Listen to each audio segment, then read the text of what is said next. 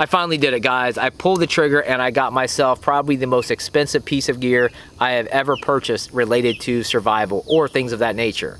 This is the FLIR Scout TK, and in my opinion, it's an absolute game changer because ever since I saw the movie Predator, I've wanted to have Predator vision. I wanted to have the capability to see heat signatures, and with this, you can do that. So we're talking everything from heat signatures of humans to animals to you can, you know, be scanning a parking lot and see that a vehicle was just turned off or on and see if the engine block is hot. You can look at anything and see a heat signature, which is pretty freaking cool. So if you're new here, I got a little heads up for you guys. I don't just look at things and talk about things. We actually get out and test things and we see what works. So today, what we're gonna do is we're gonna test this out and see if we can figure out some ways to defeat this scope.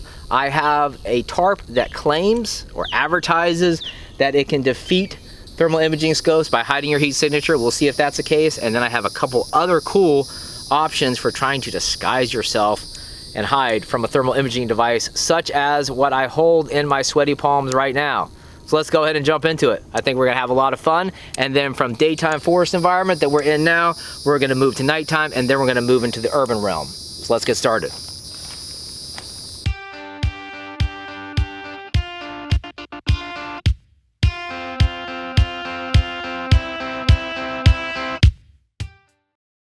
So you can see him right there, guys. You see his legs. Go ahead and stand all the way up, Austin. Okay.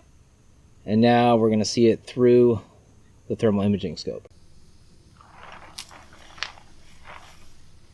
And then, just like that, he disappears. Oh, pretty cool.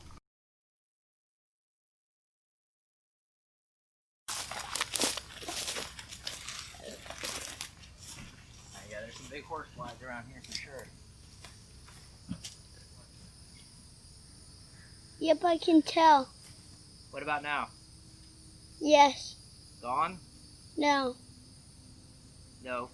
No, but you can't see my upper body, right? Yes. That, okay, that part's gone? Yep. Right? Okay, good. All right, so we're going to do one more test with the tarp. Basically, Austin is going to throw this over himself and attempt to hide. Let's see how that works. Ready? Pull this part down. There you go. Okay, well, let's see what we get here.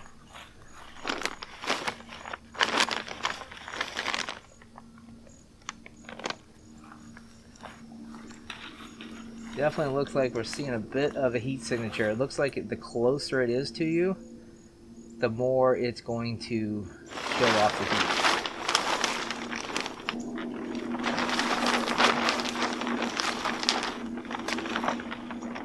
Ah, nice. Okay. Yeah, that works pretty good. John? Yeah, all good. So the tarp definitely seems like it's effective, but it seems like it's less effective the closer it is to your body. So I'm gonna go ahead and give this a test. Obviously, I have a bigger heat signature than Austin does, and we'll see how that plays out. But just imagine a situation where you had to throw this over yourself real quick and hide.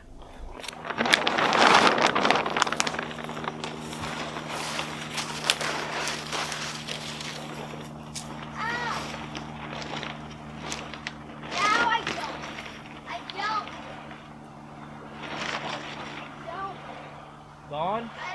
Yep. Great. Get up. So the next test is the water test. Austin's going to get in the water and we're going to see how well that hides his heat signature.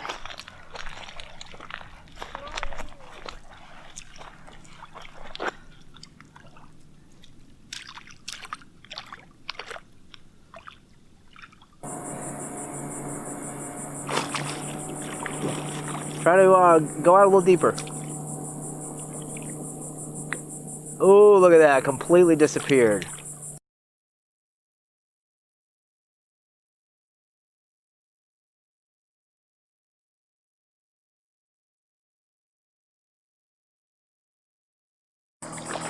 It worked!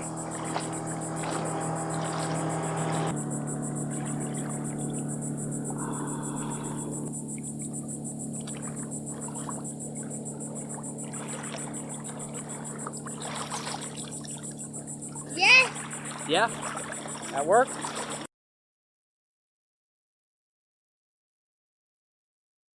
All right, guys, so it seems like that test was pretty effective. It seems like once you get underwater, your heat signature is completely hidden, and I did cycle through some of those different levels to see how effective it was, and it really seems like that one, the rain contrast level, is the most effective one. But overall, you get in water, and it seems like you're good to go.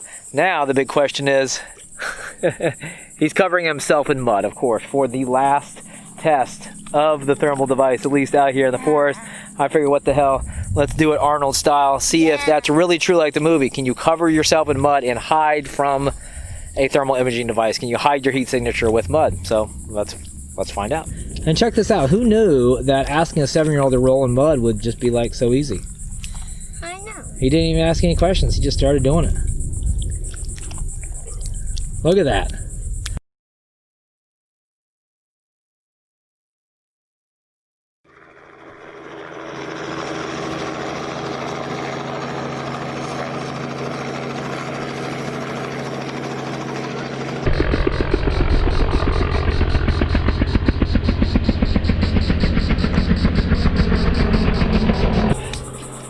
So imagine a hypothetical situation where that chopper and that boat are trying to find you.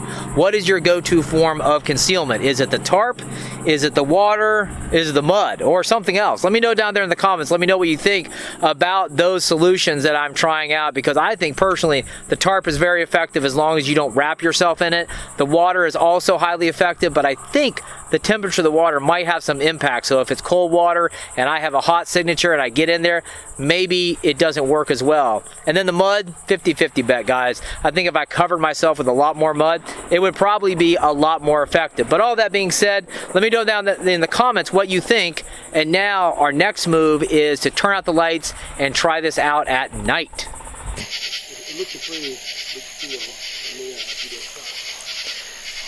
All right.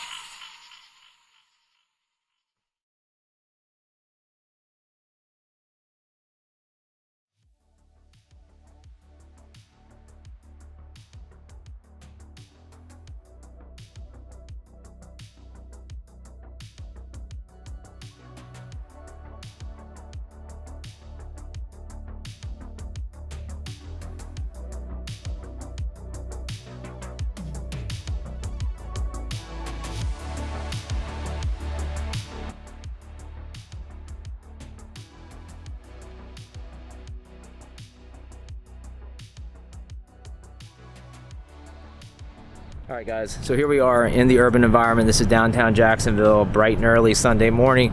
The only people on the street are a few dope fiends wandering around half dead like zombies. And aside from that, that's really about the extent of it. So I figured this is a good opportunity to get an idea of the range on this scope and basically color levels, contrast levels, exposure, lighting, brightness, and just get everything dialed in, so when I'm in the urban environment and I actually have to use this and put this to use and it matters, I know what the fuck I'm doing, which always helps.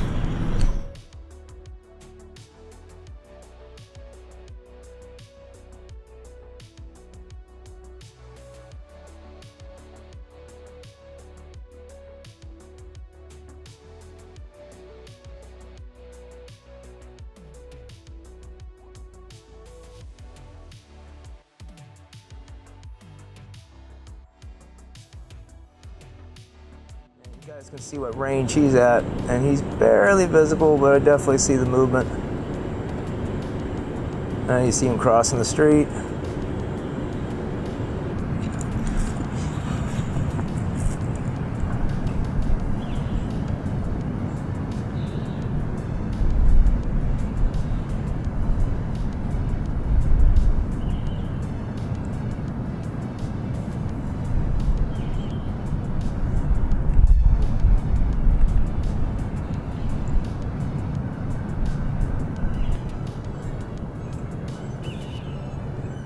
So we're picking these people up at this range, Got the guy on the bike, and the other two individuals are, yeah, two individuals there, so that's kind of cool.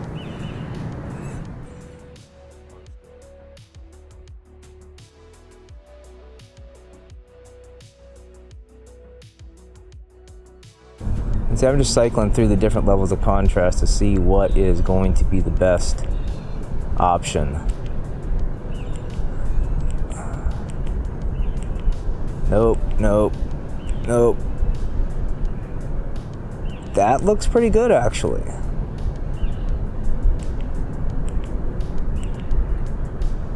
But so does that. I really think that white hot is the best contrast. So how's it looking here in the urban environment? I want you to let me know down there in the comments.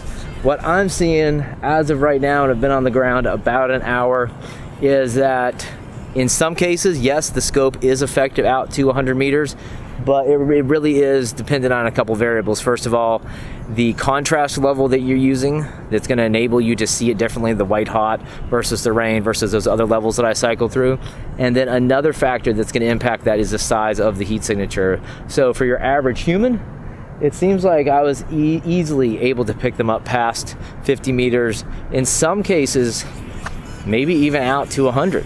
But that's dependent on some other variables that I'm really not sure of yet. But in just open space, I did pick up that one guy on the bike at about 100 meters away. So I think it is a little dependent. I think 100 meters is maybe a little bit of a stretch to say that is always the case.